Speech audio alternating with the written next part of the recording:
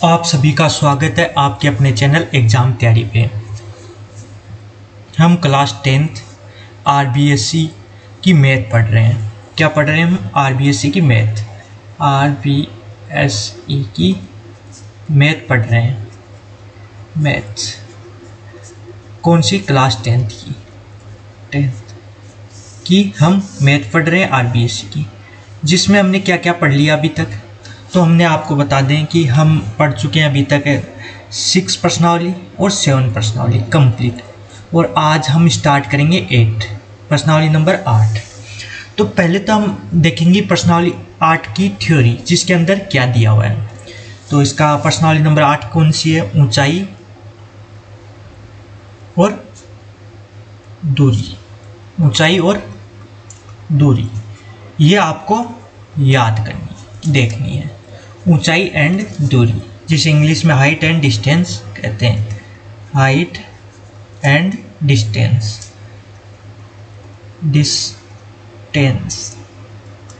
तो यह है हमारे पास आज का प्रश्नावली। तो हमने है कि जो पिछली क्लास में क्या पढ़ा है, वो पढ़ा है हमने त्रिकोणमितीय अनुपातों का अध्ययन किया था, जिसमें पूरक कोण तथा सर्वसमीकाएं तीनों वो पढ़ी है। तो ये चीज़ें हमने पहली वाली क्लास में पढ़ ली। आज हम ऊंचाई और दूरी, मतलब ऊंचाई और दूरी आप जैसे जैसे पढ़ेंगे तब आपको समझ में आ जाएगी। जैसे कि ऊंचाई और दूरी, किसी भी चीज़ की ऊंचाई ज्ञात करना हो, यदि हमें दूरी दे रखी हो, एक कोण दे रखा हो, तो हम उसकी ऊंचाई ज्ञात कर सकते हैं। कैसे याद करेंगे वो इसके अंदर हम पढ़ेंगे। इसके अंदर आपको 3 जो परिभाषा है उनके बारे में जानना है। महत्वपूर्ण परिभाषा है 3, उनके बारे में आपको जानना है। मतलब क्या है उनके बारे में आपको मैं अभी बताता हूँ। परिभाषाएं तो इसके अंदर 3 चीज़ है। पहली है इसके अंदर दृष्टि रेखा। अब ये दृष्टि रेखा होती क्या है, तो मैं आपको बता दूं कि दृष्टि रेखा किसे कहते हैं। सपोज आप किसी एक वस्तु को देख रहे हैं, ये वस्तु है, कोई भी एक वस्तु पड़ी है कहीं, और आप यहाँ पे खड़े हैं, तो आप खड़े हैं, तो आप इस वस्तु को आँख के द्वारा देखेंगे, इस वस्तु को। तो ये वस्तु और आपके आँख के मध्य जो ये रेखा बनेगी देखने की, इसे ही कहते हैं दृष्टि रेखा। तो आप दृष्टि रेखा, और ये हमेशा सीधी रहेगी। ऐसा तो है नहीं कि आप ऐसे देखेंगे, ऐसे ऊपर से जाएगी आपकी दृष्टि रेखा, ऐसे दिखेगी डायरेक्ट ये सीधी। तो ये कहलाती है दृष्टि रेखा। तो ये आपको समझ में आ गया होगा कि क्या होती है दृष्टि रेखा। कोई प्रक्षेपक है, मतलब देखने वाला व्यक्ति की आँख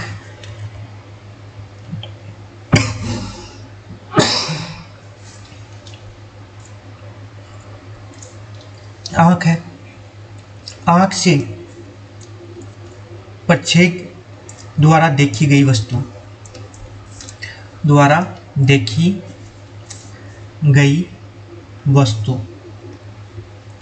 देखी गई वस्तु को मिलाने वाली रेखा को क्या कहेंगे? ने वाली रेखा को क्या कहेंगे? दृष्टि रेखा।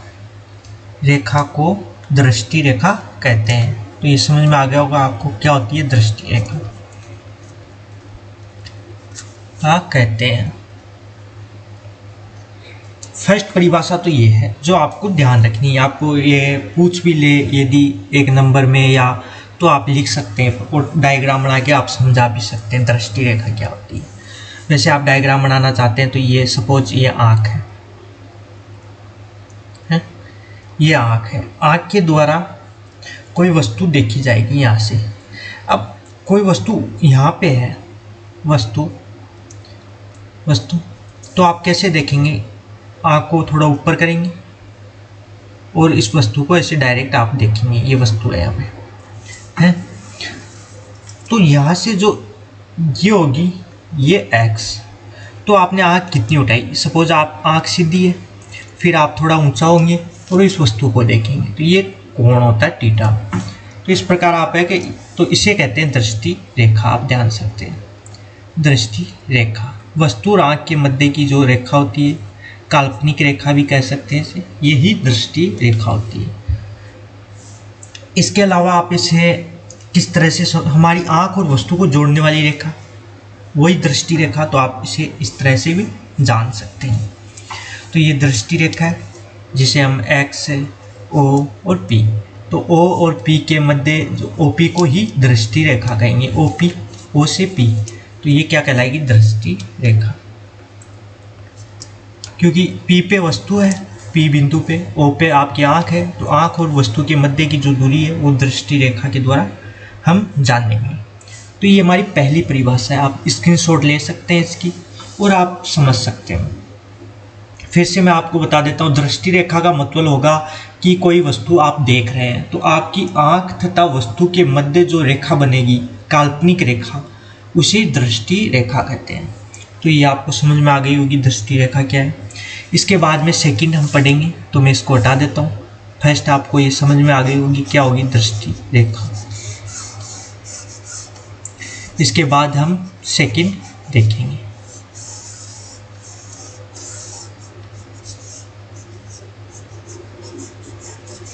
सेकंड हमारे पास है उन्नयन कोण। अब ये उन्नयन कोण क्या होता है?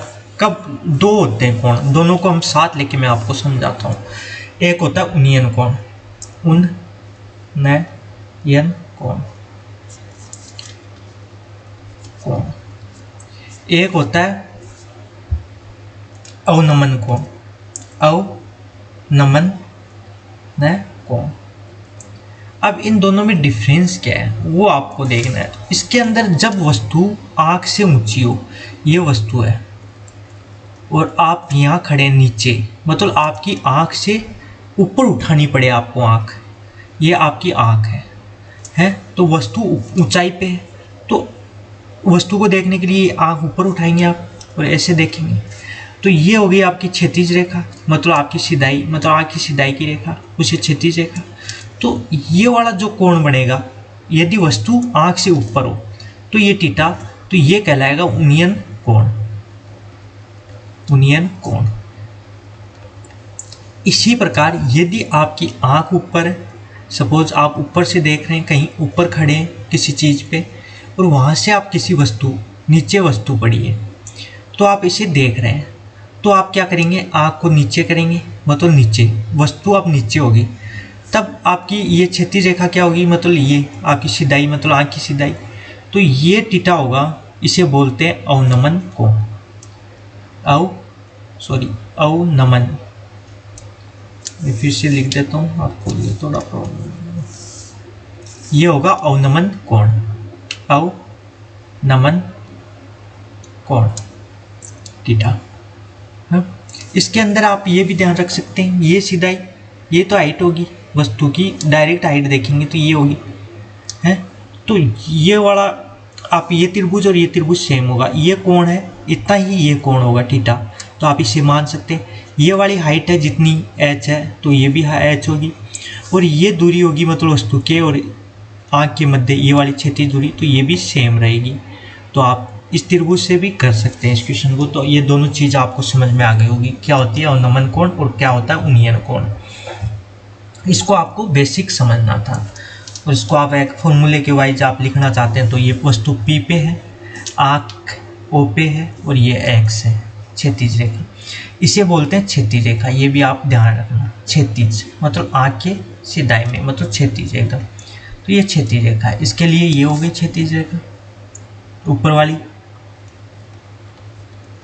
रेखा X, और ये X डैश, ये भी क्षैतिज रेखा के बराबर होगा, नीचे भी आप देख सकते हैं, क्योंकि और ये वाला कोण भी बराबर होता है। आप उसके अंदर पढ़ते हैं कि रेखा गणित में, तब आपको ये समझ में आएगा, परंतु आप इसमें भी समझ सकते हैं।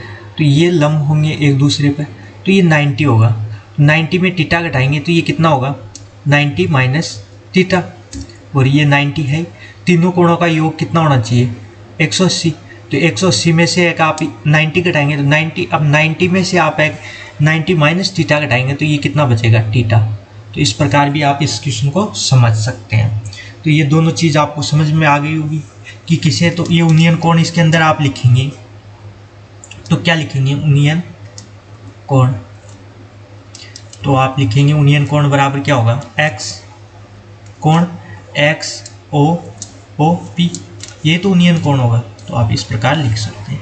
अब इसके दूसरे नाम उन्नयन कोण को और किस किस नाम से जाना जाता है वो हम बताते हैं आपको। तो उन्नयन कोण को आप उन्नयन कोण तो बोलते ही हैं, इसके अलावा उन्नति कोण भी कहते हैं, उन्नति कोण।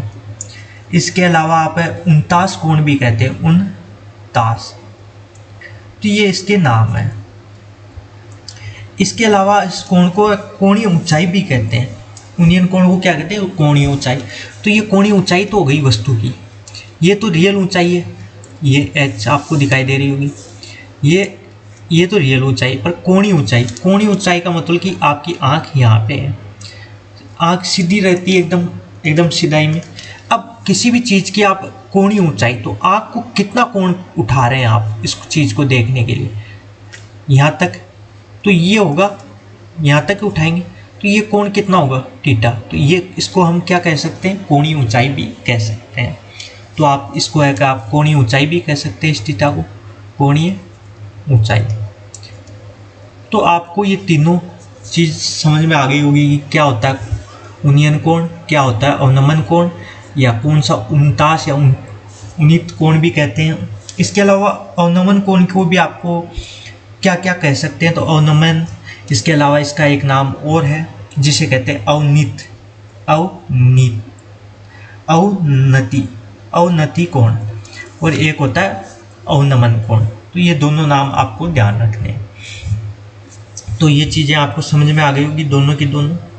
आपको बस यही समझना है, इसके अलावा आपको भी कुछ नहीं समझना। आप जैसे जैसे हम क्वेश्चन करेंगे तो आपको और जो भी है कि बाकी चीज़ें वो आपको अच्छी तरह समझ में आ जाएगी। तो ये थ्योरी के अंदर ये आपको समझ में आ गया होगा कि क्या उन्नयन कोण होता है, क्या अवनमन कोण होता है, कौन सा अवनमन कोण का दूसरा नाम क्या है, और उन्नयन कोण का दूसरे नाम क्या है। उनतास और उन्नीत कोण है, इसी प्रकार इसका अवनति कोण है, तो अवनमन कोण का। तो ये चीज़ें आपको ध्यान रखनी है। इसके बाद में अगर हम क्वेश्चन करेंगे तो आपको और अच्छे से ये चीज़ें समझ में आ जाएगी। तो इसका हम एक एग्जांपल ले लेते हैं और वो आपको मैं करा देता हूँ सोल्व। तो इसका हम पहला एग्जांपल लेके और सोल्व करते हैं। तो ये मैंने पहला एग्जांपल इसका ले लिया। तो पहला एग्जांपल क्या बोलता है और कैसे करना है वो आपको मैं बताता हूँ।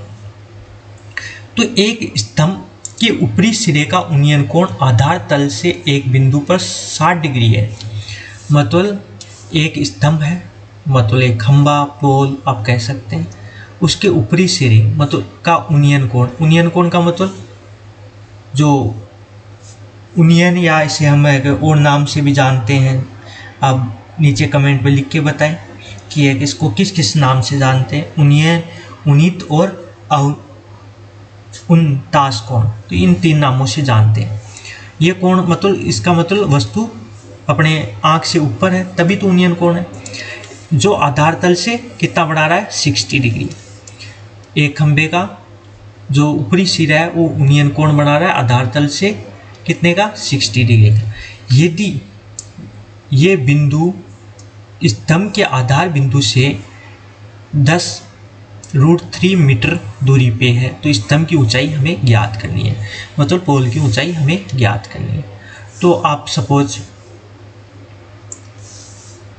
शेप ले लेते हैं।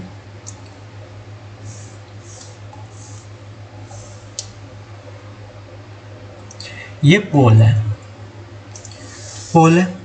तो इसकी ऊंचाई हमें ज्ञात करनी है कितनी है। तो अब इस पोल में क्या बोल रहा है कि इसकी ऊंचाई मतलब इसके सिरे से ऊपरी सिरे से उन्नयन कोण आधार तल के एक बिंदु पर 60 डिग्री कोण बनाता है आधार तल के। और ये बिंदु है स्तंभ के आधार बिंदु से कितनी दूरी पे है? 10√3 मीटर की दूरी पे। तो कितनी दूरी पे है? ये सपोज यहाँ से कितनी दूरी पे? यहाँ पे है। तो ये आपको समझ में आ गया होगा।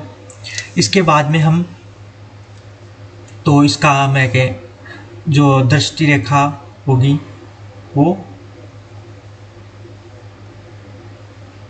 ये होगी। तो ये यहाँ पे मिला देते हैं जिससे कि आपको ये, तो ये हमें पोल दे रखा है। पोल की ऊंचाई हमें ज्ञात करनी है, इसमें स्तंभ मतलब पोल की ऊंचाई हमें ज्ञात करनी है। तो आपको ये वाला कोण कितना दे रखा है, ये मतलब यहाँ से बना रहा है कोण किसकी, स्तंभ की ऊपरी सिरे से, ऊपरी सिरे से। तो ऊपरी सिरे से कितने का कोण बना रहा है, 60 डिग्री का बना रहा है। और इनके मध्य मतलब पोल के आधार से इस बिंदु की दूरी कितनी दे रखी है हमें, ये वाली दूरी दे रखी है 10√3 मीटर, ये हमें दे रखी है। और हमें ये ज्ञात करना है, मतलब इसकी ऊंचाई ज्ञात करनी है, ये ऊंचाई हमें ज्ञात करनी है। तो ये हमें सपोज मान लेते हैं ये h ऊंचाई है, तो आप लिख सकते हैं माना कि स्तंभ की ऊंचाई h मीटर है, इतना मान लिया। अब इनको आप नाम देना चाहते हैं तो A, B और C दे सकते हैं, या जो भी आपकी इच्छा हो वो दे सकते हैं। अब हमें h का मान निकालना है, हमें आधार दे रखा है, ये 90 डिग्री रहेगा हमेशा, ये याद रखिए। तो आपको पता है कि साइन थीटा में तो क्या होता है, कर्ण आता है, क्योंकि आपको पता है लाल बटे कक्का होता है, कक्का होता है जिसमें ये साइन होता है, जिसमें कर्ण आता है। तो हमारे पास लंब आ गया पर कर्ण आ गया, दोनों चीज़ हमें को पता नहीं, तो इसको आपको नहीं लेना, क्योंकि हमें तो ये निकालना है, परंतु और सभी हमें ज्ञात हो। थीटा का मान हमें ज्ञात है, परंतु हमें कर्ण का भी ज्ञात नहीं, और तो दो चीज़ तो एक समीकरण से निकाल नहीं सकते, एक ही निकाल सकते। इसी प्रकार आप कोस लेंगे तब भी आप नहीं कर पाएंगे, क्योंकि इसमें भी कर्ण आता है, परंतु इसमें आधार आता है, आधार हमें पता है। तो आप क्या लेंगे, टेन थीटा। टेन थीटा बराबर आप जानते हैं लंब बटे आधार होता है। लंब कौन सा होता है, जो थीटा के सामने होता है वो लंब होता है, और जिसके जो थीटा और लंब के मध्य जो 90 डिग्री बनाता है लंब के साथ, उसे क्षैतिज रेखा या आधार कहते हैं। तो लंब हमें कितना मानना है हमने, तो इसके अंदर थीटा का मान हम पुट कर देंगे, थीटा का मान हमें 60 दे रखा है। लंब हमने h माना है, h रख दिया, h का मान हमें निकालना है, और आधार हमें क्या दे रखा है, 10√3, ये हमें दिया हुआ है। अब आगे आप इसको सोल्व करना है, तो आपको इसका मान पता होना चाहिए, किसका, 1060 का मान कितना होता है। तो 1060 का मान आपको पता होगा कि हमने प्रश्नावली नंबर 6 पढ़ी थी, जिसके अंदर 1060 का मान √3 होता है, और h अपॉन 10√3। तो हमें h का मान निकालना है, तो h बराबर क्या आ जाएगा, 10√3 इंटू √3। तो √3 इंटू √3 को आप क्या लिख सकते हैं, 3, तो 10 इंटू 3 आ जाएगा। इसी प्रकार आपका h का मान आ जाएगा 30 मीटर। तो इस प्रकार आप इजीली इस क्वेश्चन को सोल्व कर सकते हैं। तो ये आपको समझ में आ गया होगा कि किस तरह से हमने इस क्वेश्चन को सोल्व किया। इसी प्रकार हम नेक्स्ट क्वेश्चन देखेंगे नेक्स्ट क्लास में, और नेक्स्ट क्लास में हम 4 से 5 क्वेश्चन देखेंगे, आराम से एक मैथ करेंगे। बस आपको अच्छी तरह समझ में आनी चाहिए। यदि अभी भी आपको कुछ समझ में नहीं आया तो आप कमेंट करके ज़रूर बताएं, नेक्स्ट टाइम आपको फिर से रिपीट कर दी जाएगी वो चीज़। धन्यवाद।